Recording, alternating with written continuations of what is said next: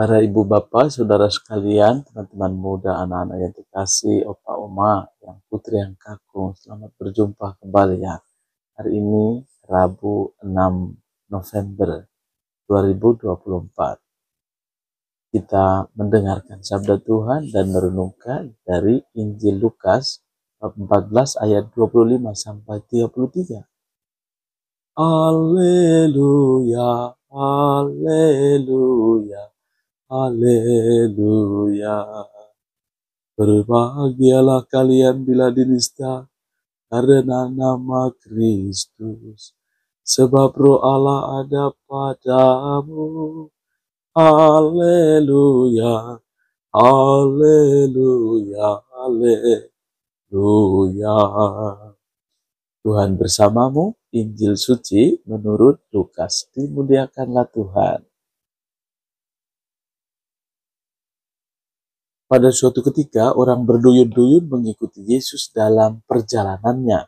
Sambil berpaling, Yesus berkata kepada mereka, "Jika seorang datang kepadaku dan ia tidak membenci bapaknya, ibunya, istrinya, anak-anaknya, saudara-saudarinya, bahkan nyawanya sendiri, ia tidak dapat menjadi muridku.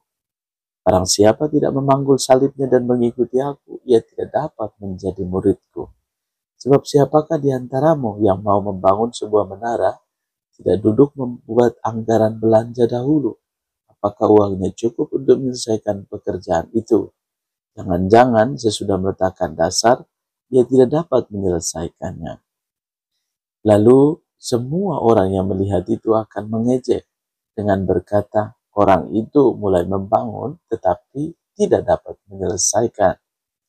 Atau raja manakah yang hendak berperang melawan raja lain? Ia tidak duduk mempertimbangkan dulu apakah dengan 10.000 orang ia dapat melawan musuh yang datang menyerang dengan 20.000 orang.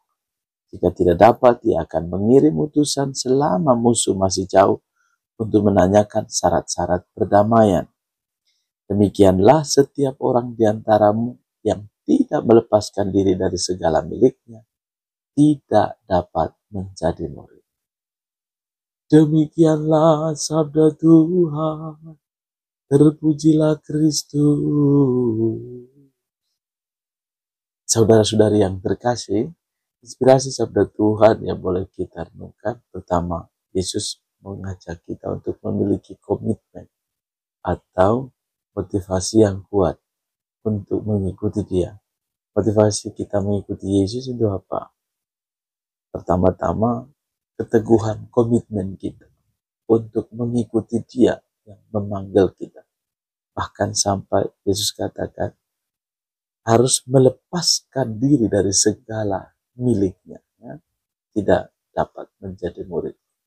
Kalau yang tidak bisa melepaskan segalanya atau tidak lepas bebas, ya, dalam bahasa Santo Ignatius dari Loyola, kita boleh menyadari bahwa Allah menganugerahkan kepada kita keteguhan untuk percaya kepadanya. Bahkan Ia katakan, barang siapa tidak membenci bapaknya, ibunya, istrinya, anak-anaknya, saudara-saudarinya, bahkan nyawa sendiri, ia tidak dapat menjadi murid.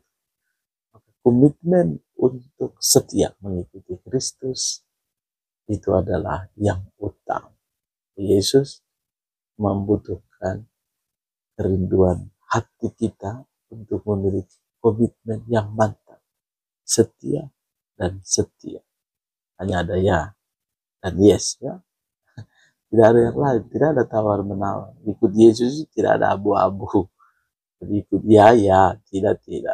Jadi kita diajak Yesus itu sungguh memikul salib kita. Yesus katakan luar biasa, ya. Jika seorang datang kepada dia tidak membenci bapak ibunya, istrinya, anak-anaknya, saudara-saudarinya, bahkan nyawa sendiri, ia tidak dapat menjadi murid. Barang siapa tidak memanggul salibnya dan mengikuti aku, ia tidak dapat menjadi murid. Jadi kemampuan, kerelaan kita, pengorbanan yang besar demi kesetiaan untuk menjadi pengikut Yesus. Lalu namanya mengikuti Yesus berarti mengikuti secara hidupnya, mengikuti apa yang diajarkannya, Yang namanya mengikuti berarti melakukan tindakan-tindakan yang dilakukan oleh Yesus.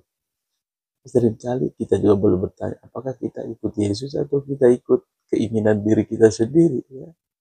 Seringkali dalam perjalanan hidup kita bahkan ikut yang kita mau, atau bahkan kita mentuhankan diri kita sendiri sesuai dengan apa yang kita pikirkan. Yesus mengajar kita sekali lagi, ya, supaya memenuhi syarat-syarat mengikuti Dia, ya, yakni tadi pikul salib diri kita sendiri, lalu sesudah itu baru ikut Yesus. Jadi mari kita mohon supaya hari demi hari kita juga sama, ya, menyadari akan kebaikan Allah, menerima setiap pengalaman penderitaan kita. Pengalaman salib, ya, bukan pengalaman penderitaan karena kita sendiri yang bikin gara-gara, kita sendiri yang bikin keputusan yang keliru, tetapi pengalaman salib karena iman akan Kristus. Dan iman akan Kristus yang mampu membawa keselamatan, karena komitmen kita untuk setia kepada Kristus, ya. Relakah kita menyangkal diri dan memangku salib mengikuti Dia setiap saat dalam kehidupan hari-hari kita. Jadi kita boleh bertanya, apakah siap menerima setiap pengalaman penderita, ataukah sejauh ini kita bagaimana sikap kita menghadapi setiap pengalaman saat kita menerima atau menolaknya, atau bahkan tidak menerima sama sekali, atau bahkan sulit menerima realitas yang ada. Kita mohon supaya kita boleh semakin dimurnikan, karena sabda Tuhan membantu kita untuk memurnikannya. Satu hal yang kuminta kepada Tuhan, itulah yang kuingin, diam di dalam rumah Tuhan seumur hidupku, menyaksikan kemurahan Tuhan dan menikmati baiknya. Dalam Mazmur 27 ayat 4. Semoga dalam setiap pengalaman penderitaan kita, pengalaman salib, kita mampu bertahannya, diam di rumah Tuhan seumur hidupku, menyaksikan kemurahan Tuhan dan menikmati baik. Tuhan menganugerahkan berkat bagimu, keluarga dan komunitas. Dan untuk semua mereka yang merayakan hari ulang tahun kelahiran pada hari ini, hari ulang tahun perkawinan, sukacita hidup religius, juga secara khusus kita mendoakan saudara-saudari kita yang menjadi korban erupsi Gunung Lewotobi di Okeng dan sekitarnya, di Kecamatan Bulanggita, di NTT, juga untuk semua saudara-saudari kita yang telah meninggal dunia, juga untuk segala aktivitas kita pada hari ini.